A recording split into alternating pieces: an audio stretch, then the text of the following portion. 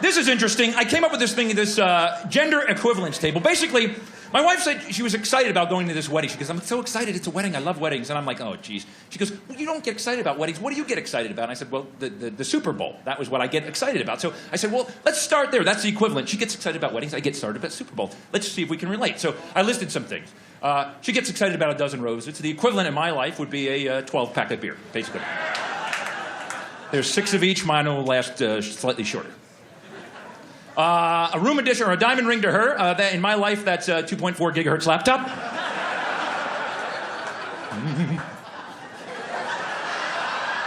Telling you, that turns me on, baby. I love this woman. I love this woman. A room addition to her, addition on the house to her, memory upgrade to me. That's one new room, 512 megabytes of RAM. And finally, shopping in her world, the equivalent in my life is a prostate check. That's how much I love shopping. I would rather have a hand up my ass than go shopping, frankly.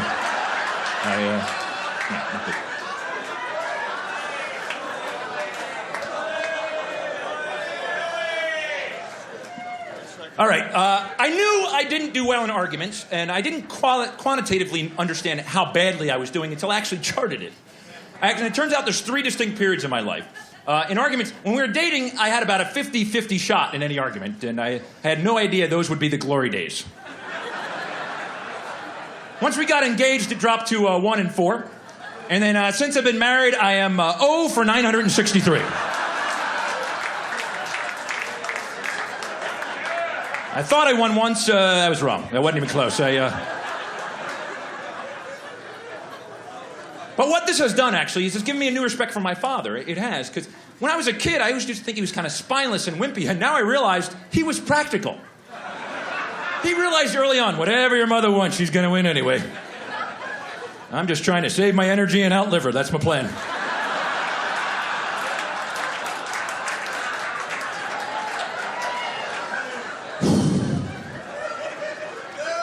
Now, I looked more carefully at some arguments we had. The first one, I swear, I was trying to help.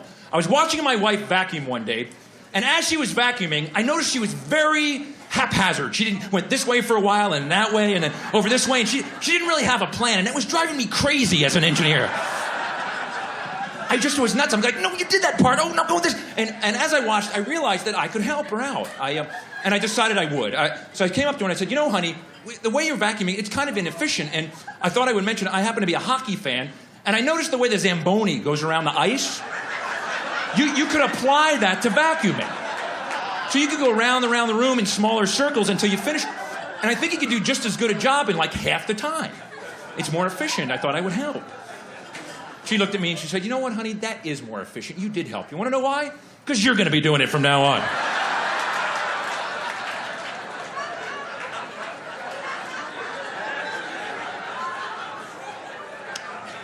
Then I had a big eye-opening experience. I went to go buy a couch with my wife. Now, I had never bought a couch in my life. I was thinking, what do they cost? $50, $100? How much could they run? They hold people up. How much could that, how expensive could that be? Yeah, well, I had no idea. So we were way different. I decided to make this chart to make the compromise process go more smoothly. So on the y-axis here, you have the probability of buying the couch versus the price of the couch. And you can see my wife, Laura, that's her preference curve. She doesn't kick into like $2,500 or $3,000 for one couch, not a six-pack, one.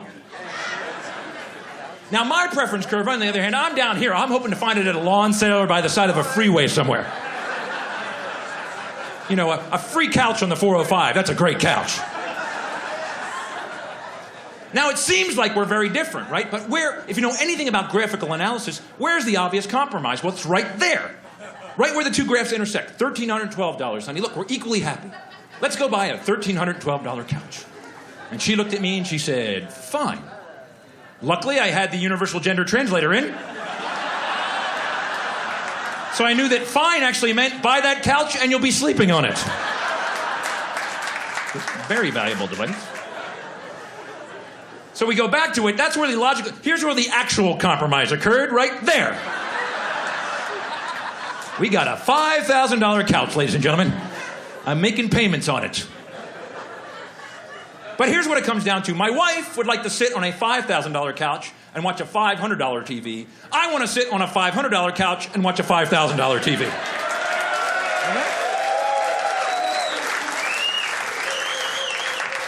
I thought that was pretty smart, so I shared that with my wife. She says, no. The real problem is you need to find us $10,000.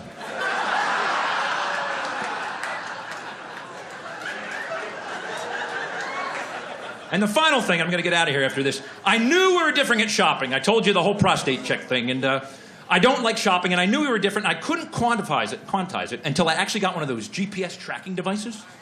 And I tracked my wife and mine's shopping trip. So all you had to do in this little experiment was go to the mall, go to the Gap, and buy a pair of pants. That's all you had to do. There's the mall, there's the Gap. So here's how I do it. I walk in the mall, take a left, take a right, buy the pants, take a left, take a right, go home.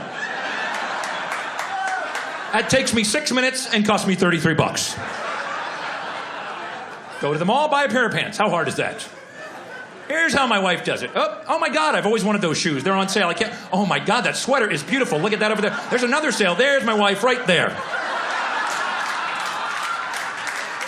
3 hours, 26 minutes, $876. And look, she never got to the Gap. Look. That's it for me. You guys have been a lot of fun. Thank you very much for coming out. Thank you.